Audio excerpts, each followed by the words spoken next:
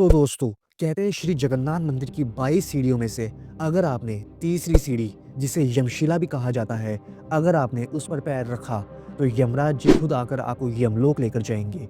अब इसके पीछे की कहानी क्या है, चलिए जानते हैं। जैसा कि हम सब जानते हैं कि जगन्नाथ भगवान के दर्शन मात्र से ही हर मनुष्य पापों से मुक्त हो जाता है और उसकी आत्मा तृप्त हो जाती है।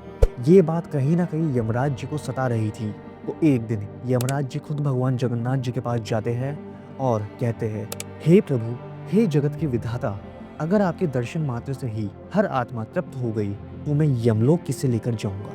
इस बात का सलूशन निकालते हुए भगवान जगन्नाथ जी कहते हैं, हे यमराज, आप चिंतित ना हुए, आप मंदिर की तीसरी सीढ़ी पर विराजमान हो जाइए। जो कोई भी मनुष्य मेरे दर्शन करने के बाद आते समय अगर तीसरी सीढ़ी पर पैर रखेगा तो आप उसे यमलोक लेकर जा सकते हैं। लेकिन हम सभी भक्तों को चिंतित होने की जरूरत नहीं है, क्योंकि इसका सलूशन है।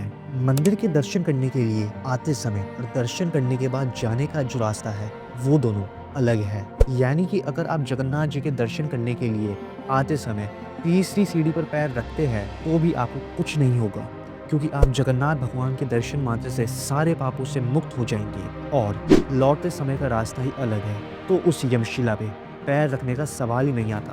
तो कैसी लगी आपको ये स्टोरी? अगर आप जगन्नाथ भगवान के बहुत बड़े भक्त हैं तो कमेंट में जय जगन्नाथ ज़रूर लिखें और ऐसी और स्टोरीज़ के लिए द फैक्टोपिया शो को सब्सक्राइब ज़रूर करिए। तब तक के लिए जय सनातन, जय भारत।